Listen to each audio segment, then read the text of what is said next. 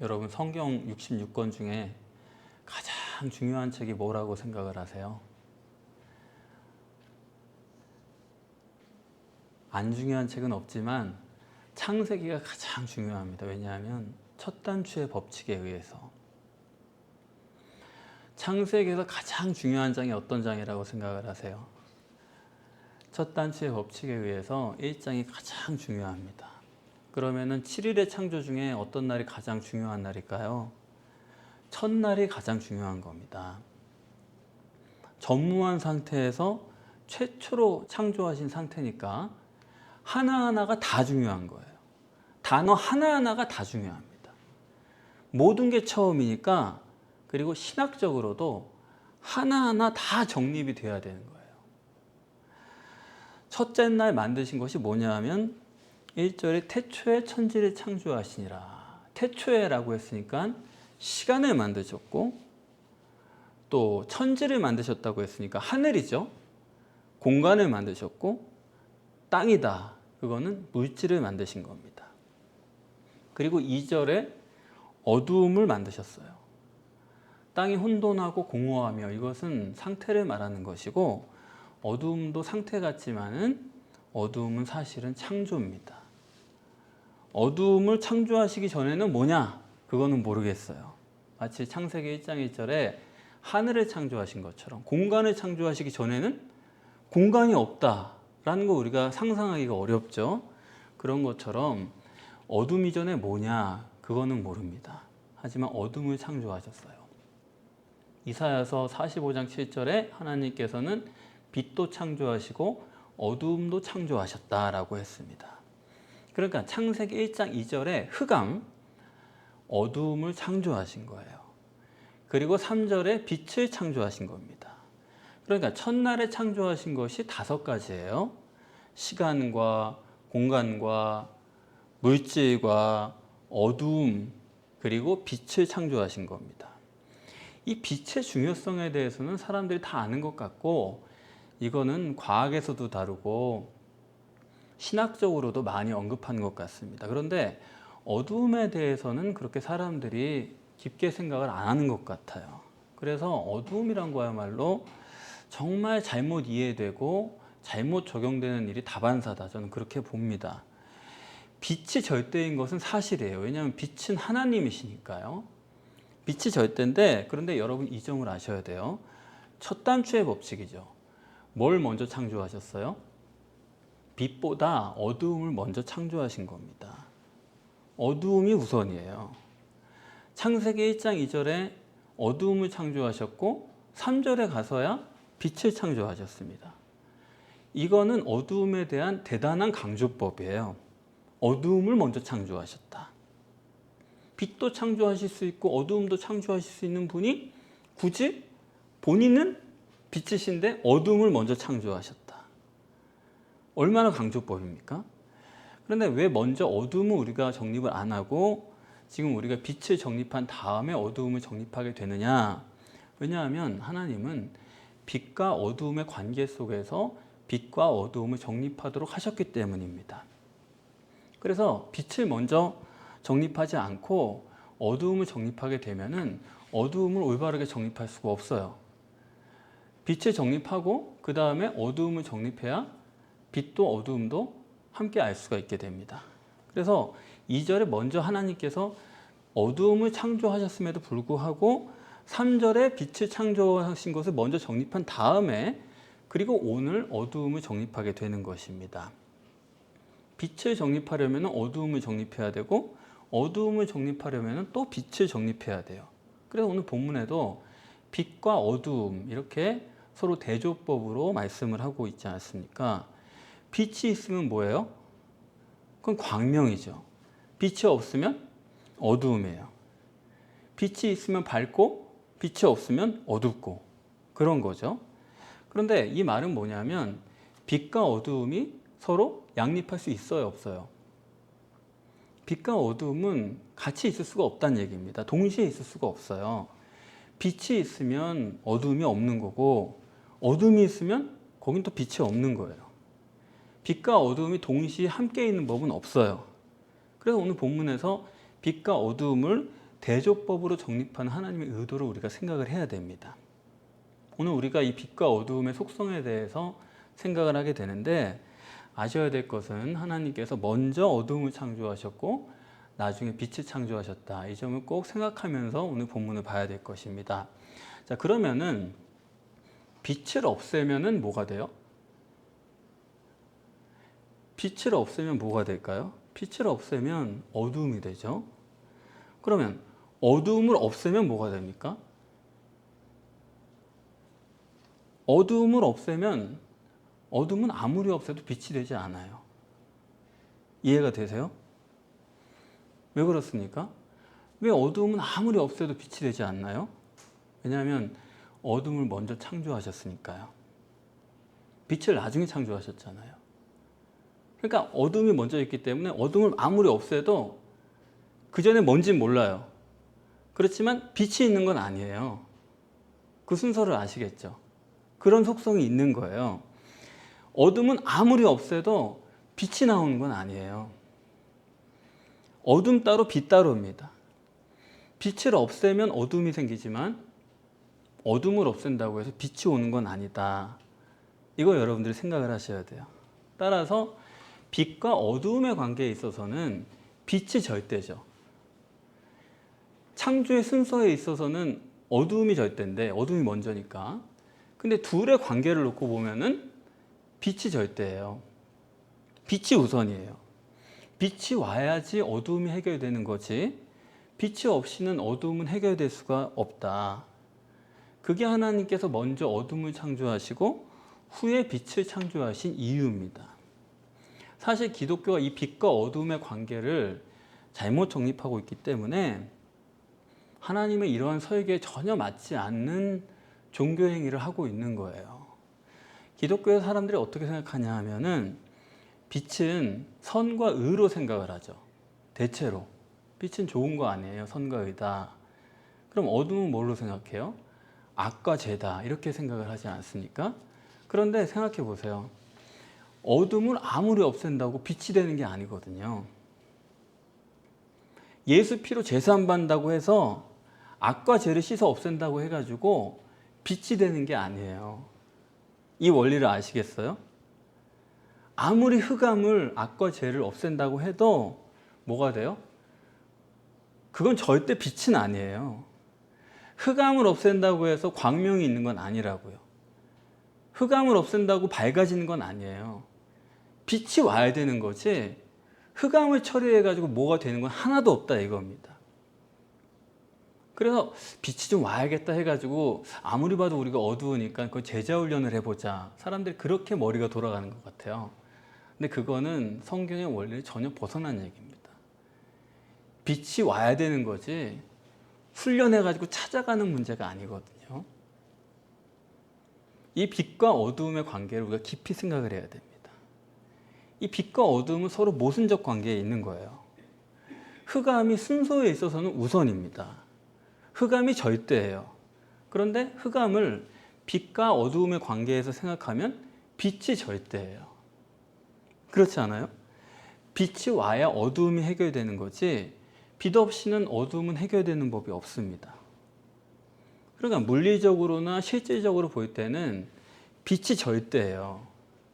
이 모순, 그러니까 흑암이 우선이고 절대인데 그런가 하면 동시에 또 흑암과 빛의 관계에 있어서는 빛이 우선이고 빛이 절대예요. 이건 아주 지독한 모순이죠. 이 둘의 모순을 어떻게 이해하느냐가 기독교에서 아주 절대적인 문제가 되는 겁니다. 이 신비를 이해하는 게 가장 어려워요.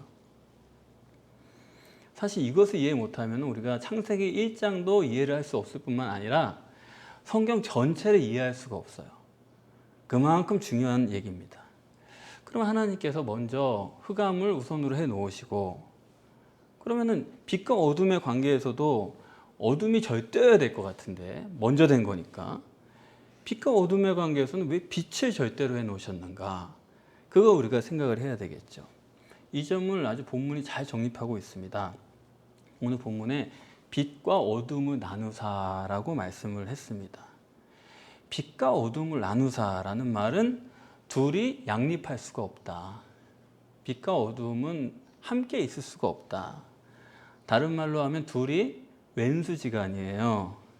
빛이 있으면 어둠이 없는 거고 어둠이 있으면 빛이 없는 거고, 왜 그러냐면 하나님께서 둘이 함께 양립할 수 없도록 그렇게 설계를 해 놓으신 거예요.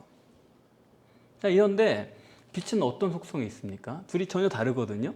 빛은 속성상 일단 빛이라는 거는 단순히 밝은 걸 얘기하는 건 아니에요. 빛은 에너지죠. 태양광 발전도 하고 그러지 않습니까? 에너지예요. 식물이 그걸로 살고 동물이 식물을 먹고 살고, 그 에너지라는 게 다 태양에서 오는 거죠. 빛에서 오는 거죠. 그렇기 때문에 빛이란 건 밝기만 한 게 아니라 에너지고, 또 그것은 생명력입니다. 빛이 없으면은 지구상의 생명체는 존재할 수가 없어요. 그래서 요한복음 1장 4절에 뭐라고 말씀했냐면, 제가 읽어드릴게요. 그 안에 생명이 있었으니 이 생명은 사람들의 빛이라. 빛이 생명이라는 거예요. 사람들 속에 어떤 생명이 있다고 그런다면 그건 빛에서 온 거라는 거예요. 빛은 생명력입니다. 또 빛은 분별력이에요. 어두운 건 분별할 수가 없죠. 밝아야만 되는 거죠. 그래서 빛은 물리적으로도 에너지고 생명력이고 분별력이고, 그러면서 성경은 그것은 곧 하나님이시다, 그렇게 얘기를 하고 있습니다. 빛은 그런 거예요. 하나님이시다, 그렇게 규정을 하고 있고, 그러면 그것과 함께 할 수 없는 어둠이란 건 뭐냐? 어둠은 에너지의 반대가 어둠이죠. 에너지의 반대가 되니까 그거는 잠이에요. 어둠이란 건 자버리는 거예요. 자면 아무것도 할 수 없거든요. 그래서 어둠이란 건 늘 사망이란 말입니다. 생명력의 반대고 분별력의 반대고 소경이라는 의미가 되겠죠. 근데 어둠을 정립하는 데 있어서 어둠이 뭘까 할 때 가장 신학적으로 핵심적인 요소는 뭐냐 하면, 아까 요한복음 1장 4절에 읽어드렸는데 그 다음에 요한복음 1장 5절에 보면은 이렇게 써 있어요. 빛이 어둠에 비치되 어둠이 깨닫지 못하더라. 빛이 어둠에 비치니까 어둠이 깨닫지를 못한다. 여기 말하는 어둠이라는 것은 어떤 물질이라는 의미도 아니고 어떤 상태를 얘기하는 게 아니에요. 깨닫지 못한다라는 것은 어둠이 인격적 존재란 얘기죠. 그렇죠? 마치 빛이 하나님을 계시하는 것처럼, 하나님이란 인격체를 의미하는 것처럼 어둠도 어떤 인격체다. 그럼 도대체 어떤 거냐 그게? 어떤 거라고는 말하지 않지만은, 그러나 이것에 대해서 예수님께서 아주 실제적인 정립을 해주신 적이 있습니다. 어둠이 뭐냐 할 때 마태복음 5장 13절에서 16절을 보시면, 이건 한번 찾아볼까요? 마태복음 5장 13절로 16절, 13절을 보시면 되겠습니다. 예수님께서 이렇게 말씀하셨죠. 너희는 세상의 소금이니 소금이 만일 그 맛을 잃으면 무엇으로 짜게 하리요? 후에는 아무 쓸데없어 다만 밖에 버리어 사람에게 밟힐 뿐이니라. 너희는 세상의 빛이라 산 위의 동네가 숨기지 못할 것이요, 이렇게 말씀을 하셨는데, 자, 빛과 소금에 대한 얘기를 하셨죠. 여기서도 빛에 대해서는 상당히 자세하게 말씀을 하신 거예요. 그런데 어둠에 대해서는 얘기가 없습니다. 근데 여기에 어둠과 빛을 대조하시는 것처럼 그거를 소금으로 하셨어요. 소금이 맛을 잃으면 밖에 버려서 사람들에게 밟힌다. 이 소금이 우선 우리가 생각하는 그런 일반적인 소금은 아니죠. 중동 사람들은 암염이라고 그래가지고 돌멩이에 있는 소금을 먹거든요. 가보시면은 이 소금 덩어리다 그러는데 그냥 돌멩이에요. 색깔이 똑같아요. 그냥 돌멩이랑. 근데 이렇게 빨아보면 소금 맛이 나요. 그걸 이렇게 담가 놓으면 물속에 짠물이 나와가지고 그걸 씁니다. 그런 건데 그걸 다 쓰고 나면 이제 짠기가 다 빠지니까 돌멩이만 남는 거죠. 그래서 맛을 잃은 소금이란 건 뭐냐 하면, 소금이란 건 그 자체는 맛을 잃어버릴 수가 없어요. 소금이란 건 그냥 불변의 존재 아닙니까? 그래서 성경에서도 불변의 맹세를 할 때 소금을 두고 맹세를 하는 거예요. 소금이란 것 자체는 맛을 잃어버릴 수가 없는 건데 맛을 잃어버렸다는 건 뭐냐면 돌멩이를 얘기하는 거죠. 그러니까 빛은 소금인 거고 예수님 말씀하시기로 맛을 잃어버린 돌멩이가 바로 어둠이다 이 얘기예요. 이해가 되시죠? 맛을 잃어버렸다. 맛을 잃어버린 너희, 맛을 잃어버린 인간, 그게 바로 돌멩이다. 그렇게 예수님은 정립을 하신 거예요. 다시 말하면 어둠이란 건 돌멩이다. 어둠이란 것은 흙이다. 어둠이란 것은 육체다. 그렇기 때문에 요한복음 1장 5절에 어둠이 깨닫지 못했다라고 한 거예요. 어둠이 무슨 물질이나 상태가 아니라 인격체란 얘기인데 그 인격체란 건 뭐냐면 인간이죠. 특별히 육체의 인간, 흙의 인간, 돌멩이 같은 그런 인간, 그것이 바로 어둠이다 하는 것입니다. 다시 말하면 어둠은 빛을 잃어버린 인격이에요. 소금의 맛을 잃어버린 인격, 빛이 없는 인격. 인간은 인간인데 빛이 없어요. 소금이 사라진, 짠기가 다 빠진 그런 돌멩이 같은 흙 같은 육체만 남은 인간을 어둠이라고 성경은 얘기한 것입니다. 오늘 본문에서 빛과 어둠을 나누신 것뿐만 아니라 빛을 뭐라고 그러셨냐면 빛을 낮이라 칭하시고 어둠을 밤이라 칭하셨다 그랬습니다. 이게 아주 재밌어요. 성경이 말할 때 빛이란 거는 결국 빛만 말하는 게 아니고 하나님은 그걸 낮이라고 말씀하시는 거예요. 밤이 어둡다 그런 얘기를 하시려는 게 아니에요. 낮이 어떤 거냐, 햇빛이니까 낮이다 그런 얘기가 아니에요. 낮이란 거는 빛이니까요. 빛은 에너지요, 생명이요, 분별력이요, 하나님이죠. 그래서 낮이라는 건 뭐냐면 하나님이 역사하시는 그 시간, 하나님의 생명력이 작동하는 그 시간, 그걸 낮이라고 하는 거예요. 그러니까 이 한밤에도 여기에 하나님의 능력이 작동하고 있다. 하나님의 빛이 여러분 속에 작동하고 있다. 그러면 그게 낮인 거죠. 무슨 말씀인지 아시겠죠? 밝고 어두운 문제가 아니다 이거예요. 그럼 어두움을 밤이라고 부르셨는데 그것도 밤이 뭐예요? 밤이란 건 잠자는 동안이죠. 죽어 있는 거예요. 무슨 말이냐면 살아있는데 죽은 거예요. 멀쩡한 것 같은데 죽어 있는 거예요. 그래서 열왕기서를 보면 왕들이 잠들었다는 거거든요. 꼭 그렇게 표현합니다. 그 말은 죽었다는 거예요? 살았다는 거예요? 죽긴 죽었는데 죽지 않기도 했다. 그런 얘기가 잠들었다는 표현이에요. 그러니까 여러분들이 앞으로 신학적으로 또 성경을 읽으실 때 항상 빛이란 거는 그냥 밝은 것만 생각하시면 안 되죠. 생명력이고 분별력이고 하나님께서 역사하실 동안 그것을 성경은 빛이라고 표현한 겁니다. 그래서 아까 요한복음 1장 4절에도 그 빛이 사람들의 생명이다 하신 말씀을 여러분이 아실 거예요. 그러면서 또 그 빛이 어두움의 빛이 돼 어두움이 깨닫지 못하더라. 왜 어두움이 깨닫지 못합니까? 살아있지만 잠자고 있는 거예요. 어둠이란 건 그런 거예요. 사람이 잠자고 있어요. 아무리 얘기해도 비치지 않는 거예요. 그러니까 이거는 단순히 밝으냐 어두우냐 그런 개념은 아닙니다. 빛은 생명력이요, 하나님이 역사하시는 동안이고 어두움은 하나님이 역사 안 하시는 동안이죠. 그래서 어두움에는 빛이 와야 되고 그런 문제가 있는 겁니다. 그러면은 이렇게 보시면은 이 앞단락에서도 하나님께서 보시기에 그 빛이 좋았다라고 하셨는데 그 빛이 좋았다라는 말은 그 빛만 좋았다. 땅이 혼돈하고 공허하며 흑암이 깊음 위에 있다. 그거는 하나님 보시기에 안 좋았다. 뭐만 좋았다고요? 하나님이 가라사대 빛이 있으라 하시니 빛이 있었고 그 빛만 좋았다. 왜요?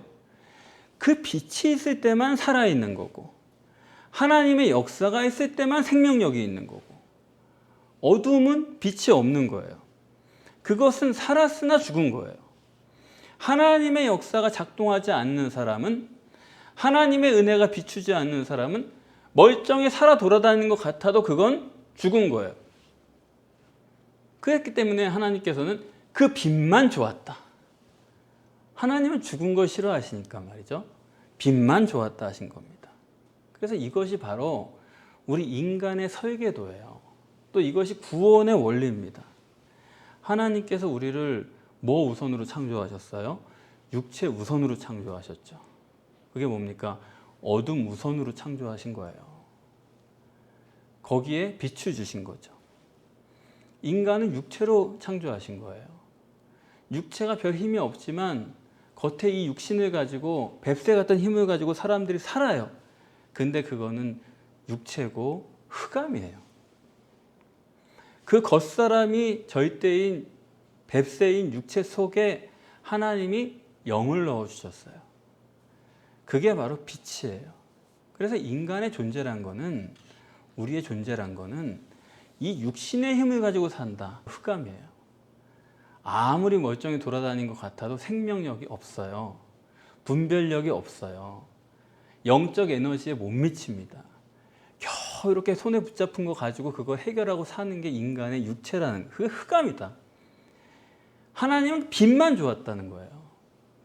우리가 보기에는 육체적으로 강자가 되는 게 굉장해 보이지만 하나님 볼 때는 그거는 흑암이다.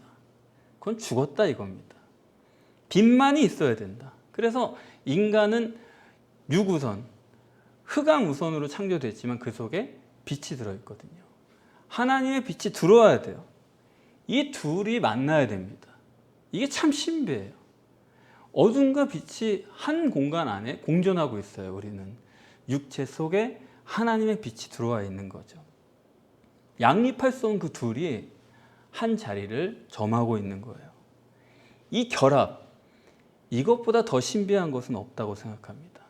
그래서 이 흑암 우선에, 육체 우선에 하나님의 빛이 들어올 때 거기서 생명이 있고 거기서 에너지가 생기고 거기서 뭐 식물이 탄소 동화 작용을 하듯이 빛이 비쳐 들어오면 영이 살아나면은 그때부터 생명적 역사가 물리적으로 실제적으로 나타나게 되는 거예요. 그래서 현명한 사람은 빛을 받아야 되는 거고 빛을 환영하고 모셔야 되는 거고 빛이 없는 한은 나는 죽었다. 이걸 깨닫는 게 진정한 지혜자가 되는 것입니다. 이런 원리로 인간을 창조하셨고 그래서 하나님은 어둠을 먼저 창조하시고 나중에 빛을 창조하신 거예요. 육체를 먼저 창조하시고 그 속에 성령을 주시려고 하는 것이 하나님의 구원의 계획입니다. 하나님은 그 빛만 좋았다고 하신 거예요. 그 빛 절대, 이것이 하나님이 우리를 만드신 방법이고 우리를 구원하시는 방법이고 우리 일상생활에서 빛의 역사가 실제적으로 물리적으로 나타나기를 원하시는 하나님의 구원의 방식인 것입니다. 여러분 이 시간에 빛을 모시고 육체의 우선이 아니라 영의 힘으로, 빛의 힘으로, 생명력으로, 에너지로 살아나는 시간이 되시기를 바랍니다. 우리 다음 시간에는 저녁이 되면 아침이 되니 이 부분을 다루게 될 텐데 한 주간 여러분이 그 점도 함께 생각하시면서 오시면은 하나님의 귀한 뜻이 더 쉽게 알려지게 될 것입니다.